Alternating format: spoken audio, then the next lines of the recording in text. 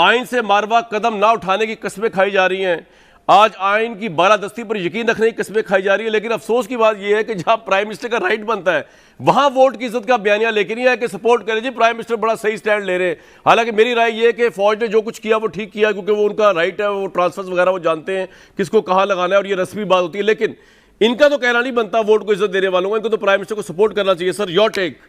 भट्टी साहब, आपकी खबर की मुकम्मल तायद करता हूं। जो आपने खबर आपने कहा कि ये मेरे ज़राए ने खबर दी है, उसकी मैं उस पर आने से पहले बताना चाहता हूं कि आइडियली ये नहीं होना चाहिए था। ना ये हुकूमत के लिए फ़ायदा मंद है, ना फ़ौज के लिए फ़ायदा मंद है, ना ये मौजूदा हालात में फ़ायदा मंद है।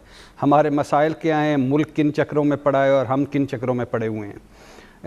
दूसरा, हुकूमत में टैलेंट है अल्हम्दुलिल्लाह इस चीज़ों को तब छोटे से इशू को बड़ा इशू बनाने का।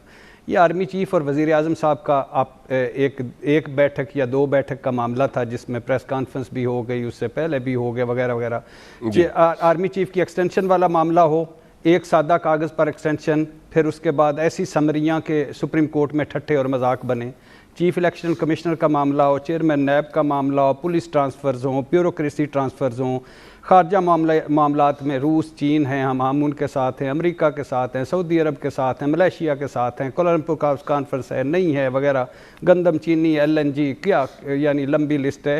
ये हुकूमत में ये टैलेंट मौजूद है। अब आ जाएँ आपकी खबर पे। पहली बात तो ये है कि ये एक ट्रांसफ़र नहीं है, ये चार ट्रांसफ़र हैं। जनरल सईद ने NDU से जाना है कराची, जो उनके वो कराची उनका पूरा सर्कल है ये बन गए। जनरल नदीम अंजम ने कराची से आना है ISI में, जनरल फैज़ ने जाना है पेशावर और जनरल नुमान ने पेशावर से आना है NDU में। तो इसलिए ये पूरा एक सर्कल। सर इसमें आपको प्राइम मिनिस्टर का एटीट्यूड कितना गैर मुनासिब लगा? जी कंप्लीट कर लें इस सारे उसमें। सर मैं उसी पे आ रहा हूँ, आपकी खबर पे आ रहा हूँ। सुना ये जा रहा है, मेरी भी इतला ये है कि आर्मी चीफ और वजीर आजम में गुज़श्ता 6 माह से इस पर बातचीत जारी, बिल्कुल यही मैं कह रहा था, और बातचीत हो रही थी और वो ऑन बोर्ड थे डिस्कशन। और सुना एक और भी इतला ले लें कि 2 दिन इन तकर्रियों से 1 या 2 दिन पहले आर्मी चीफ ने आगाह किया था कि मैं ये तकर्रियाँ करने जा रहा हूँ। अब सुना यह जा रहा है कि वज़ीर आज़म साहब ने ये इतराज़ उठाया है कि ये पोस्टिंग ट्रांसफ़र से जो फार्मली समरी आती थी वो मेरे टेबल पर नहीं आई, या मुझे समरी भिजवानी चाहिए। अच्छा, चौथी बात है, सुना है कि अब ये अल्लाह करे मैं ऐसा हो जाए, क्योंकि ये मुल्क के लिए ठीक नहीं, कि आज या कल या परसों या एक आध दिन में ये मामला हल हो जाएगा। वो हो जाएगा। सुना ये जा रहा है कि बिल्कुल आपकी खबर दुरुस्त है, इसी तरह ही हल होगा, 99% इसी तरह ही हल होगा जिस तरह नाम जाएंगे। लेकिन जनरल नदीम अंजुम भी जो है वो DGI से होंगे। जी।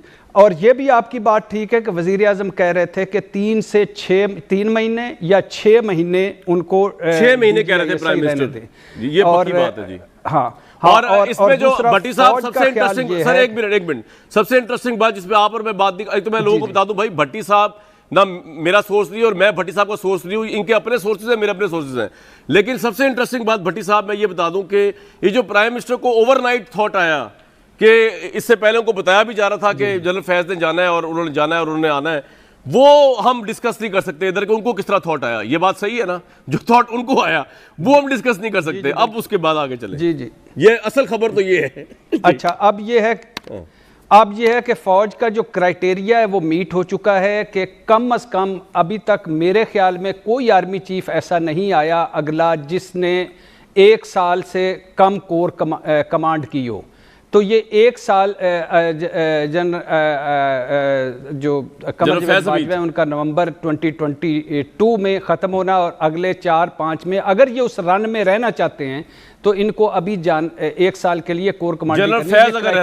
ज़ाहिर फौज अपने किसी जनरल को हाँ, और अगर क्राइटेरिया और अगर आर्मी चीफ अपने किसी जर्नल को कैसे, ये जनरल आमिर भी गए हैं, कोर कमांडर गुजरांवाला गए हैं, इसी तरह। और ये बड़ी बात है कि उन्होंने सही टाइम पे उनका ट्रांसफर किया है बाजवा साहब ने, ताकि वो कंपटीशन में इन रहे। हाँ, कंपटीशन में। और जनरल अजहर जो हैं वो कर चुके हैं, जनरल सायर शमसाद जो हैं वो कर रहे हैं।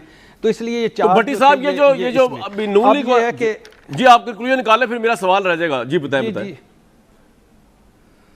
अच्छा, वो ये है कि अब वो ज़ाहिर अगले आर्मी चीफ में उनका नाम है, उन्होंने जाना है, उन्होंने करना है, ये समझ नहीं आ रही वज़ीर आज़म साहब को, क्यों नहीं आ रही आपने भी बताया है, बस वही है।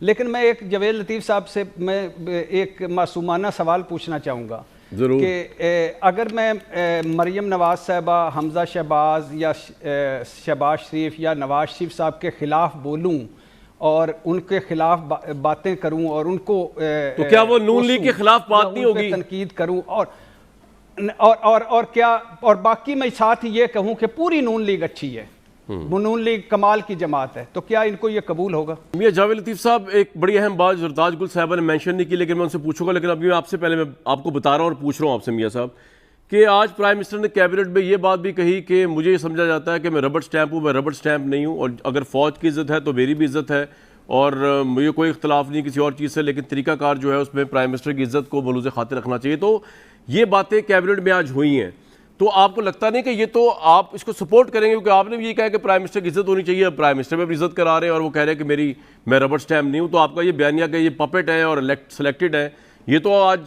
कहीं स्टैंड ही नहीं कर रहा जो प्राइम मिनिस्टर ने कैबिनेट से खिताब किया है।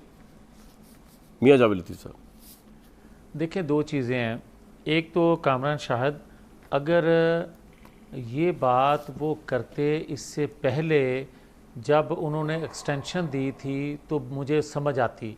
मुझे आज समझ इसलिए नहीं आ रही कि जब एक्सटेंशन इससे पहले भी प्राइम मिनिस्टर जो थे उन्होंने एक्सटेंशन दी अपना आर्मी चीफ को, मगर कोई इस तरह इशू बना था जिस तरह सुप्रीम कोर्ट में भी गया, उसके बाद वो कानूनी सुकम दूर करने। आपका पॉइंट क्या सर? एक्सटेंशन तो आपकी मदद से मिली आर्मी चीफ को, आप अगर ना वोटिंग करते तो होता ही ना, लेकिन आप जी सर कामरान आपने जो सवाल किया मैं उसका जवाब जी बताइए सर, बताइए। जी मैं ये आपसे कह रहा हूँ कि आज का DGISI, इससे पहले भी DGISI चेंज होते रहे, उनकी अपॉइंटमेंट होती रही, क्या इस तरह हुआ जो आज हो रहा है?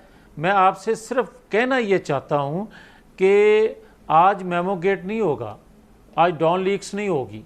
वजह यह है कि एक नलायक को, नाहल को, नातजर्बाकार को कहा गया कि इसको बिठा दिया गया है, मगर वो बड़ा स्मार्ट निकला।